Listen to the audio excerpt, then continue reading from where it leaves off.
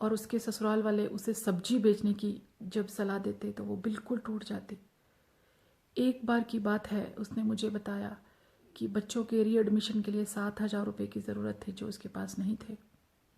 उसने अपने ससुराल वालों से पैसे मांगे कि ये आपके बेटे के बच्चे हैं तो मुझे इनके एडमिशन के लिए 7,000 रुपये चाहिए, नहीं तो इनका 1 साल वेस्ट हो जाएगा। पर ससुराल वालों ने ये कह के उसे मना कर दिया कि ये तुम्हारी जिम्मेदारी हैं, इसमें हम क्या कर सकते हैं, तुम्हारे पति तुम्हारे साथ कोई लिंक नहीं है, वो सब कुछ छोड़ के जा चुका है और उसका कुछ भी नहीं है, हम उसे कुछ भी नहीं देंगे। बानी की जो हालत होती गई वो टूटती गई टूटती गई टूटती गई, पर बच्चों को देख के वो जीती थी। किसी तरीके से उसने बच्चों की परवरिश शुरू की और धीरे धीरे बच्चे बड़े होते गए। और बानी का पति एक बार वापस आया और उसने कैटरिंग का काम स्टार्ट किया जो कि बहुत ही अच्छा चला, बहुत ही ज़्यादा इनकम होने लगी, बच्चे अच्छे स्कूल में पढ़ने लगे, बानी का घर बन गया, हर चीज़ बन गई। और वो इस चीज़ को सोच के खुश थी कि अब मेरी हर एक खुशी पूरी हो चुकी है। वो अपनी ज़िंदगी का जो उसका पास्ट था वो बिल्कुल भूल चुकी थी। पर फिर से उसकी ज़िंदगी में एक तूफ़ान आया। उसके पति ने उसके साथ रहने से मना कर दिया और वो उसे छोड़ के फिर से प्रदेश चले गया। प्रदेश जाने के बाद बानी फिर अकेली हो गई। बच्चों का बोझ और उनके परवरिश और रिश्तेदारों के ताने और समाज की ताने सुन सुन के बानी परेशान रहने लगी, बीमार रहने लगी। पर उसके अंदर अभी भी हिम्मत बाकी थी कि मुझे अपने बच्चों को कुछ बनाना है। जो मेरे साथ कुछ हुआ वो मेरे बच्चों के साथ नहीं होगा। वो उस पर डटी रही, पूरे समाज के साथ, पूरे लोगों के साथ लड़ती रही अपने बच्चों को बेहतर ज़िंदगी देने के लिए। और एक दिन जब बच्चे बड़े हो गए, जब उसकी बच्ची बहुत बड़ी हो गई तो उसने डॉक्टर बनने की इच्छा जताई और बानी धीरे धीरे पैसे इकट्ठे करने लगी कि मैं अपनी बच्ची को डॉक्टर बनाऊंगी, मैं उसका सपना पूरा करूंगी, उसके दिन बदल जाएंगे, उसकी बच्ची बहुत खुश होगी। पर किसी वजह से बानी की जो बेटी जिसका नाम रीति था, रीति ने यह फैसला किया कि मैं तेरे पास नहीं रहूंगी। मैं तेरे पास क्यों रहूं, मैं तुझे छोड़ के जाना चाहती हूँ। मैं अपना करियर यहाँ नहीं बनाना चाहती, मैं दूसरे देश में पढ़ना चाहती हूँ। बानी ने उसे बहुत समझाया पर वो नहीं मानी और वो आगे की पढ़ाई करने के लिए प्रदेश चली गई। बानी को बहुत दुख हुआ क्योंकि बानी उसे अपने पास रखना चाहती थी, उसकी परवरिश करना चाहती थी, उसे बहुत बड़ा इंसान बनाना चाहती थी। इस झटके को बानी बर्दाश्त नहीं कर सकी क्योंकि उसे पता था कि एक बार उसका पति उसे छोड़ के गया था और वो दोबारा नहीं आया। अब बेटी छोड़ के जा रही है, पता नहीं वो वापस आएगी या नहीं आएगी। बानी दिन रात रोते रोते उसकी आंखों की रोशनी कम हो गई और झेलते झेलते दुनिया के ताने, दुनिया की बातें और बीमारी, बहुत ही ज़्यादा स्ट्रेस में रहने लगी। उसकी ज़िंदगी दर्द में डूब गई। उसे दुनिया में कुछ भी अच्छा नहीं लगता था, पर उसके सामने एक मकसद था, उसका बेटा। वो अपने बेटे को बहुत प्यार करने लगी और उसे बहुत ही अच्छा इंसान बनाने के लिए दिन रात मेहनत करने लगी, कोशिश करने लगी। पर उसके ससुराल वालों ने उसके बच्चों को भी उसके खिलाफ कर दिया, ये सोच के कि पढ़ाई करने से कोई अमीर नहीं होता, तुम्हारे ख़ानदान में कोई भी पढ़ा लिखा नहीं, तो फिर तुम क्यों पढ़ना चाहते हो? तुम्हारी माँ तुम्हारी ज़िंदगी ख़राब करना चाहती है, तुम्हारी बचपने को बर्बाद कर रही है, तुम्हें बाहर घूमना चाहिए, तुम्हें पढ़ना नहीं चाहिए। और एक दिन उसके बेटे ने भी उससे दूर जाने का फ़ैसला कर लिया। अब बानी बिल्कुल टूट चुकी थी। उसके दिल में, उसके दिमाग में अब कुछ नहीं रह गया था। एक खालीपन, एक सूनापन दिन रात उसके दिमाग में घूमता रहता था। उसे कोई होश नहीं रहती थी। उसकी बीमारियां बढ़ती गई, दवाइयां बढ़ती गई और एक दिन उसे ये पता चला कि उसे कैंसर हो गया। बच्चे उसके पास आना नहीं चाहते थे। पति उसे छोड़ के जा चुका था। पति की उसे ये हेल्प ज़रूर थी कि वो पैसा उसे भेजता था जिससे उसका इलाज हो सके, पर उसे क्या तकलीफ़ है, उसे क्या दर्द है, ये कोई ना समझ सका। बानी के बच्चों ने उसे दुत्कार दिया ये कह के कि हमारी ज़िंदगी है, हमारी ज़िंदगी के डिसीज़न हम खुद लेंगे, तू कौन होती है हमारे डिसीज़न लेने वाली।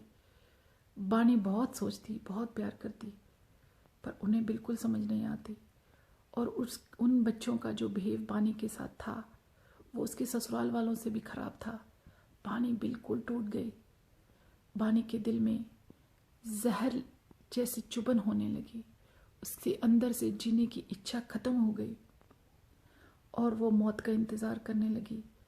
दुनिया के सामने हंसने खेलने वाली बानी, हिम्मती लड़की, अंदर से बिल्कुल टूट चुकी थी। और बात यहीं पे ख़त्म नहीं हुई। बानी को जब इस चीज़ का एहसास हुआ कि उसके पति ने दूसरी शादी कर ली, बानी इस दुनिया से नफ़रत करने लग गई। बानी जो भगवान की बहुत प्रार्थना करती थी, बहुत मानती थी, उसके ऊपर से उसे विश्वास उठ गया। पर किसी तरीके वो जिंदा थी।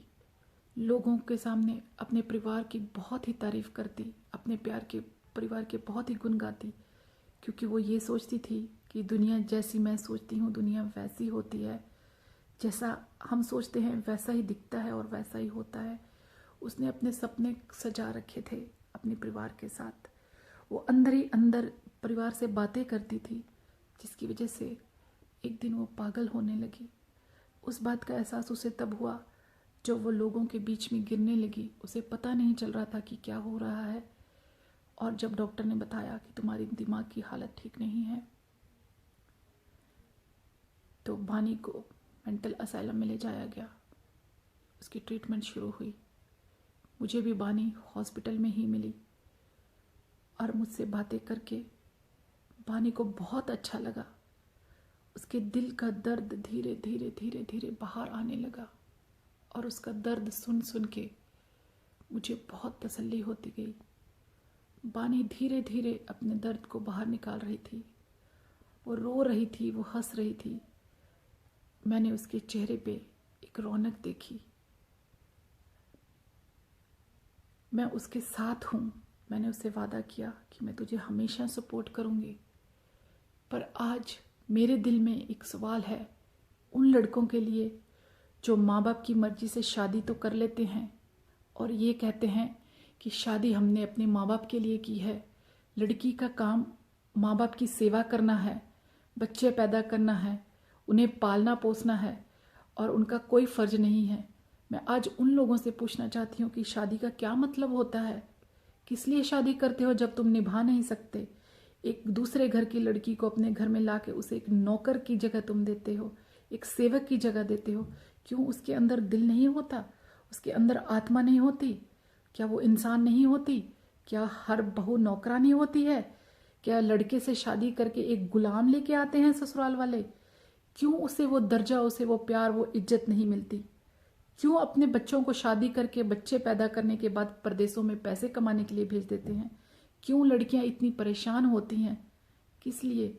और उन बच्चों से मैं ये पूछना चाहती हूँ कि जो माँ बाप तुम्हें पैदा कर देते हैं, तुम्हें उंगली पकड़ के चलना सिखाते हैं, तुम्हारे हर कष्ट को दूर करने के लिए, तुम्हारे हर दर्द को दूर करने के लिए दिन रात एक कर देते हैं, अपनी ज़िंदगी की कमाई की एक एक पैनी वो तुम्हारे ऊपर लगा देते हैं, क्या उन माँ बाप को इतना हक नहीं होता कि वो तुम्हारे लिए कुछ सोच सकें, दुनिया में अच्छा और बुरा तुम्हें बता सकें?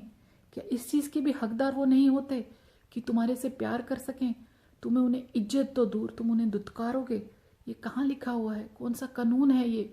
कौन सी पढ़ाई है जो तुम कर रहे हो अपने माँ बाप के साथ? इतना बुरा, इतना अत्याचार। मैं आज बाकी की जो भी स्टोरी है वो पूरी नहीं हुई। मैं आप लोगों के ऊपर छोड़ती हूँ कि बानी का क्या होना चाहिए जिसे उसके पति ने छोड़ दिया, जिसे उसके ससुराल वालों ने नौकरानी समझ के, जिल्लत समझ के इतने दर्द दिए कि शायद वो कभी भूल नहीं सकेगी। मैं उन लोगों से पूछना चाहती हूँ कि वो बच्चे जो उसे छोड़ गए, जो उसकी ज़िंदगी की मौत का भी जिन्हें फ़र्क नहीं पड़ा, उसकी परेशानियों का भी फ़र्क नहीं पड़ा, उनसे पूछना चाहती हूँ क्या होगा उसका? तुम्हारी जिंदगियां तो बन जाएंगी, पर तुम्हारे क्या फर्ज हैं? क्या तुम बन चुके, क्या तुम बना चुके अपनी जिंदगी उसे छोड़ के पागल की हालत में? मैं आज बानी की कहानी आप लोगों पे छोड़ती हूँ।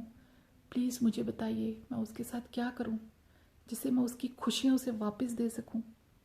बानी ज़िंदगी में बहुत कुछ करना चाहती है, उसके बहुत बड़े बड़े सपने हैं, पर बीमारी की वजह से और उम्र की वजह से वो कुछ करने लायक नहीं है। वो बिल्कुल अकेली है। मुझे ये बताइए कि मैं उसकी क्या हेल्प करूं ताकि उसे ज़िंदगी में फिर से कामयाबी मिल जाए। फैसला मैं आप पे छोड़ती हूँ। मेरे इस वीडियो को देखिए और शेयर कीजिए और अपने व्यू लिखिए कि बानी को पहले जैसी खुश कैसे किया जाए, बानी को कामयाब लड़की कैसे बनाया जाए।